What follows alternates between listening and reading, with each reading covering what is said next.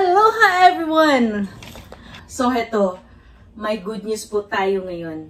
Kakarating ko lang, I was working last night and then I went straight all the way to my company meeting. We have a company meeting at Arcadia. So that's the company where I'm working at for my full-time job. Hindi ako pumunta ngayon sa part-time job ko that I supposed to go straight from nighttime all the way to my part-time job in the morning. But we have a mandatory meeting because today is a nurses week namin. So such a blessings yung pagpunta ko doon dahil alam niyo kung bakit.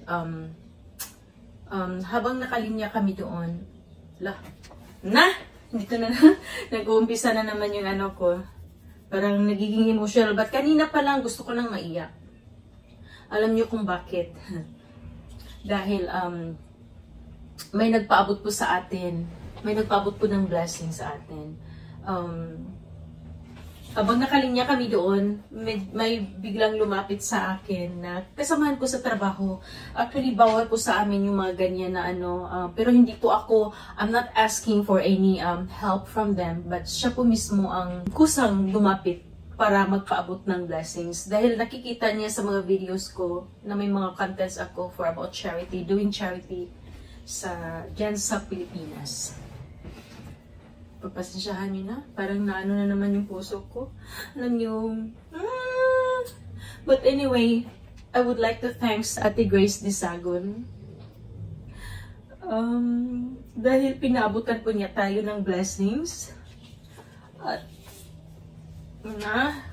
ay, Diyos ko, napakababaw na naman yung luha ko. Naiyak na naman ako. But Ate Grace, I would like to thank you so much. Thank you so much. Ito, may pinaabot po siyang pera sa atin. $100 po to. Ang perang ito ay napakalaking tulong po doon para sa senior citizens na gusto kong bigyan ng tulong noon. Ang nasa unang ko, nung makita ko yung senior citizen yun, gusto kong ibili sila ng wheelchairs. Pero nag-message ako doon kay kay April Joy, yung Angel 3 natin dyan sa Team La Union. Yeah. So yung Team La Union ang mapupusuan natin para sa pera na to. Napakalaking tulong po to. Ate Grace Disagon.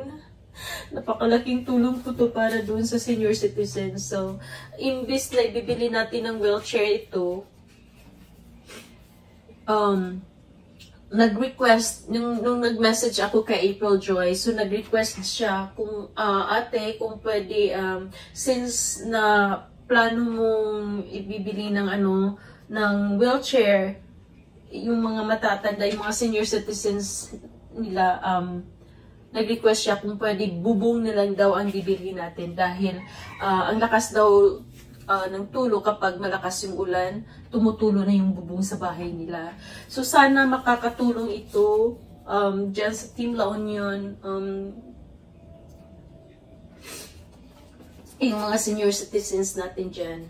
But anyway, lubos po akong nagpapasalamat sa iyo, Ate Grace Disagon. Hindi po ako humingi ng tulong sa inyo, but siguro napapanood mo yung mga ginagawa kong small charity.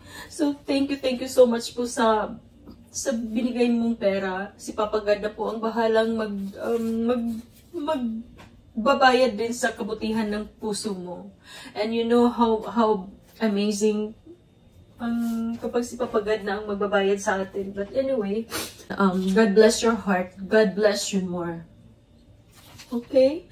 So, aside din doon, meron din akong natanggap na ito, it's a small envelope bilang pasasalamat ng from Arcadia Retirement Residence. So, that's the company's name where I'm working at for my full-time job. But anyway, I would like to thank Arcadia Retirement Residence then because I don't know how much they put inside. So, this is also a small amount, but it's a big help. Oh, I have a $30 here. So, they put $30 here for bilang pasasalamat for, it's a nurses week, that's why at Arcadia. So thank you so much, Arcadia, for these blessings. And I'm going to add these blessings to the, for the $100 that Ate Grace handed it to me. So thank you so much. So this is going to be given to the senior citizens in Team La Union. So Team La Union, Angel 1, 2, and 3 from Team La Union, kayo na po ang bahalang mag-ano dito para sa bubong doon sa bahay ni na Lola.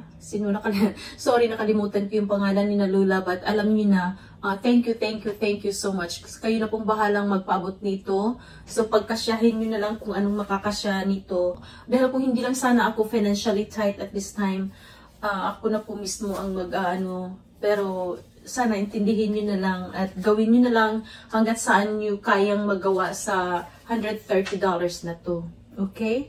So, thank you so much din sa inyo dahil andyan kayo para pag-anuhan ng pakpak natin, ng Amazing Yags charity natin. So, God bless to you all, our Amazing Yags angels. And aside din doon, gusto ko rin pasasalamatan yung may nagbigay din sa akin ito. Tignan nyo, ang ganda po, sobrang ganda po.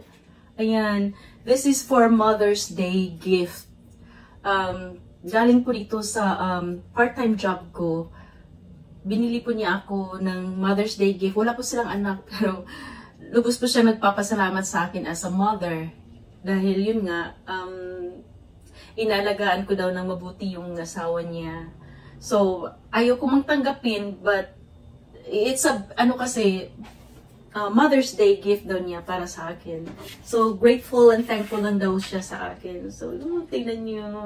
Basta kapag mabait lang talaga tayo, yung blessings na matatanggap natin ay, it's very, unexpected po palagi. And bigla-bigla na lang kusang ibibigay talaga sa atin. Ang bait pa ni Papagat. Tingnan nyo, totoo po to ha. This is a real plants po. Hindi po to plastic. So, tingnan nyo kung gaano kaganda, yung artwork po nila.